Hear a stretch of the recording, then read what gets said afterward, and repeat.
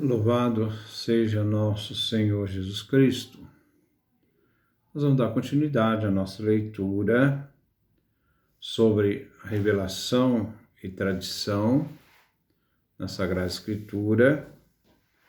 Vamos dar um passo a mais, trabalhando a tradição na era do Novo Testamento.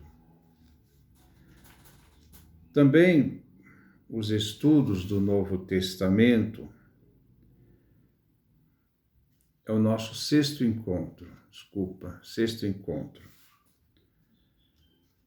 Também os estudos do Novo Testamento puseram em nova luz, nestes últimos tempos, o fenômeno tradição. As contribuições mais preciosas nesse sentido procedem dos estudos histórico-formais.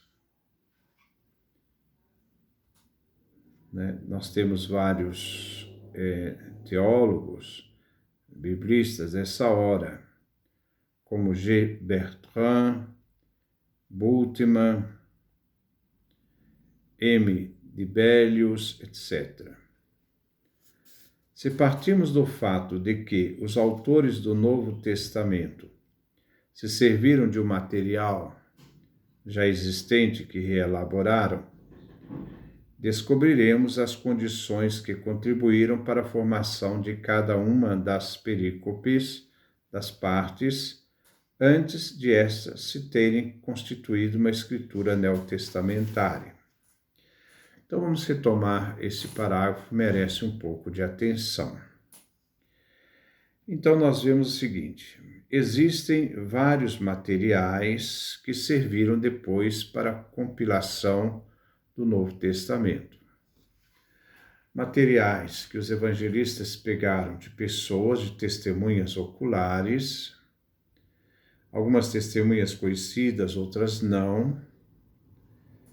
Como também nós vemos a hipótese de uma fonte comum. Alguns colocam a fonte Quelle, em alemão significa fonte, como possibilidade. Outro, o Evangelho de Marcos primitivo, que depois serviu também de referência a Mateus e Lucas. Então nós temos toda essa realidade. Nós temos narrações de milagres, narrações de pregação de Jesus, narrativas ligadas à infância de Jesus, narrativas ligadas à paixão de Jesus. E essas narrativas depois foram sendo colocadas através do auxílio dessas testemunhas oculares, da tradição oral para a tradição escrita por meio de um evangelista. E a segunda parte, nós vemos que esta formação, esta realidade dos evangelistas que vão pegando este material, nós vemos que contribui também para dimensões teológicas que são próprias. Por exemplo, para São Mateus, Jesus é o novo Moisés. Para São Marcos, Jesus é o Cristo, e por isso se deve manter o segredo messiânico, para que somente no final se possa dizer que tipo de Jesus é o Messias sofredor. Para Lucas, Jesus é o Daniel, de Ezequiel 7,14, 7,12, 7,14. É o Filho do Homem que vem nas nuvens. Então Jesus também se diz ser Filho do Homem. Para João, Jesus não é só aquele que age na história, mas é pré-existente. Então, antes da própria criação, a existência de Jesus. Ele trabalha esta alta cristologia. Então, são realidades que aos poucos depois vão constituindo a escrita do Novo Testamento.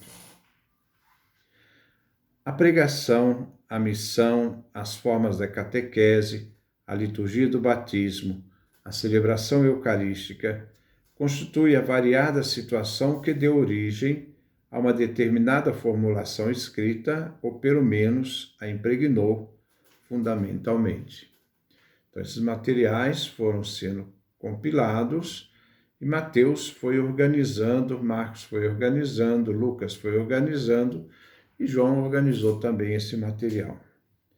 Dessa forma, pode-se hoje identificar uma forma de tradição para cada tópico do Novo Testamento.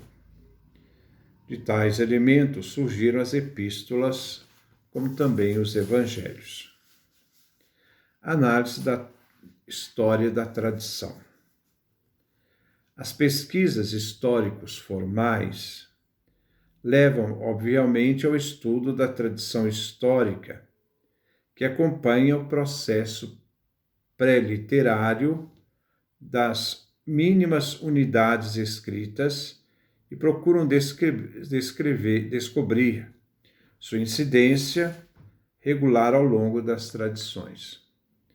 Então, são vários materiais que foram depois colocados dentro, de um escrito, mas sempre tendo uma perspectiva, como eu disse, teológica. Por exemplo, acabei de falar, Mateus, Jesus é o novo Moisés.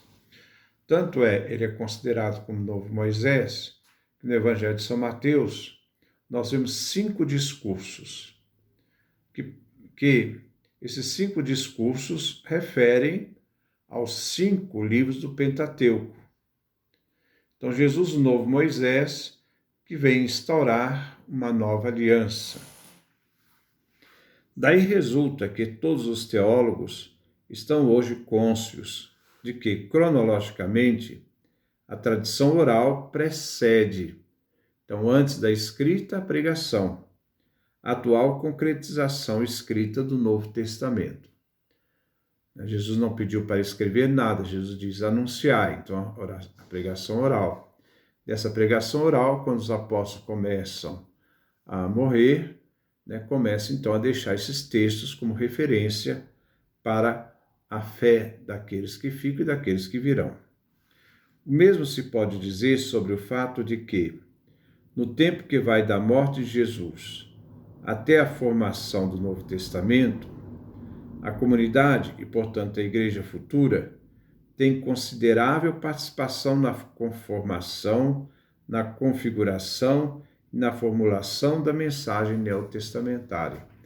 Então, há essa participação da igreja nessa compilação dessas tradições que vão formar os evangelhos. Nós temos que ter muita atenção sobre isso, porque a tradição antecede a escrita. O anúncio oral antecede a escrita. Jesus não deixou nada escrito. Tudo que nós temos hoje foi aquilo que nos foram deixados pelos apóstolos e evangelistas. Contudo, importa precaver-nos contra o perigo de simplesmente considerar tudo o que há nos evangelhos como fruto da comunidade. Não.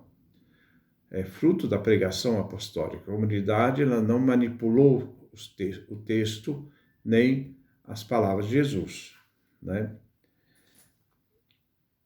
que faz parte também da pregação apostólica. São a pregação apostólica que vai dar fundamentação à escrita.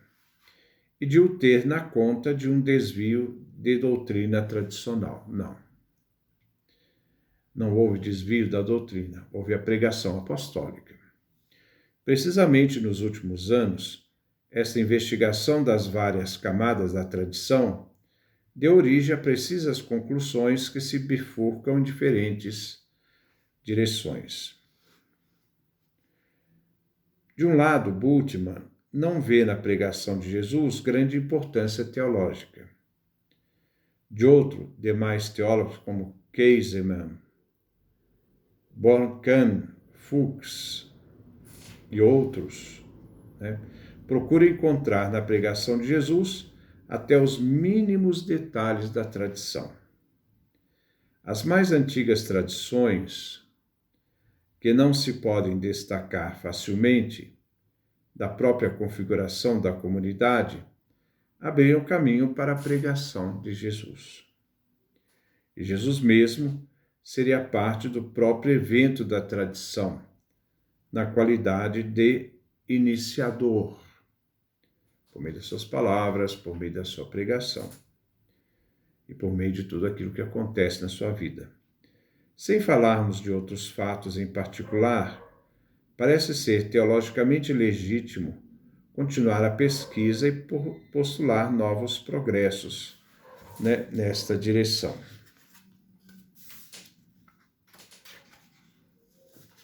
Por isso, poderíamos, de modo geral, distinguir 3 fases na história da tradição. Então, 3 fases na história da tradição, até chegar o escrito, propriamente dito. O escrito é Evangelho de Mateus, redação final, Evangelho de Lucas, redação final, Evangelho de Marcos, redação final, Evangelho de João, redação final. Do Evangelho de Mateus, redação final, quer dizer, houve textos que foram compilados e foram tratados ali até chegar à redação final, do ano 85, como também a mesma data para o Evangelho de Lucas. O Evangelho de Marcos, cerca do ano 70, e o Evangelho de João, no ano 100. Sendo que os primeiros escritos neotestamentários foram as cartas de Paulo. Então, nós vemos as primeiras 7 cartas de Paulo.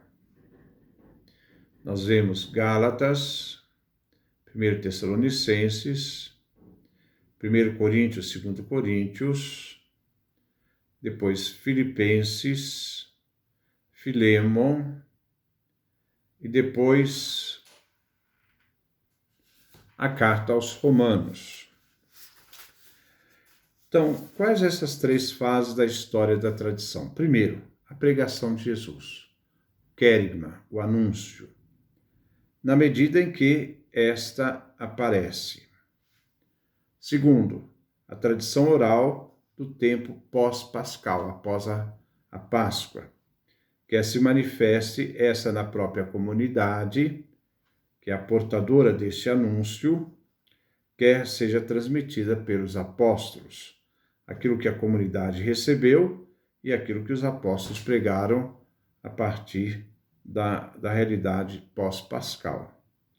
E o terceiro e último momento foi a fixação do escrito. Aí já tem o escrito propriamente dito. Infelizmente, somente esta última está ao nosso alcance. As 2 outras fases só podem ser encontradas por nós na Escritura ou através dela. Se quiséssemos descrever todo o processo da tradição na era do Novo Testamento, teríamos que delinear toda a história da Escritura neotestamentária e da sua teologia. Tal propósito é impossível, embora somente assim pudéssemos fazer o levantamento de todo o sentido da tradição do Novo Testamento. Temos que fazer uma seleção que, ao mesmo tempo, nos permita abranger de um só relance todo o conjunto e nos apresente somente aquilo que é principal. Parece, portanto, lógico perguntar primeiro como se poderá descrever a atitude de Jesus em face da tradição.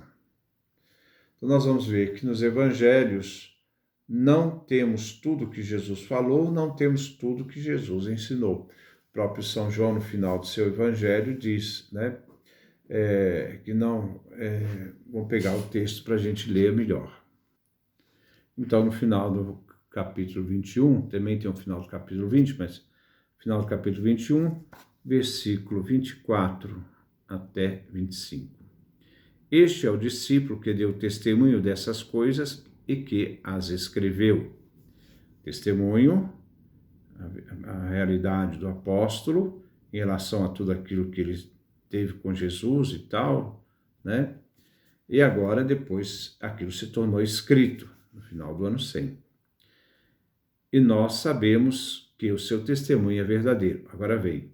Jesus fez ainda muitas outras coisas, se fossem escritas uma por uma, penso que não caberia no mundo os livros que seriam escritos. E também, no final do capítulo 20, versículo 30, Jesus realizou diante dos discípulos muitos outros sinais que não estão escritos neste livro. Esses sinais foram escritos para que vocês acreditem que Jesus é o Messias, o Filho de Deus, e para que, acreditando, vocês tenham vida em seu nome. Diante disso, nós vemos que os evangelistas não escreveram tudo, mas escreveram aquilo que é necessário à fé em Jesus Cristo, a adesão de fé em Jesus Cristo. A seguir, poder-se-á inquirir qual terá sido a atitude de Paulo, dos sinópticos e dos últimos escritos do Novo Testamento em relação às tradições que os precederam. Então, no próximo encontro, nós vamos trabalhar Jesus e a tradição, né, vendo alguns aspectos, alguns detalhes importantes. Que Deus nos dê a sua graça, a sua bênção, sua face resplandeça sobre nós.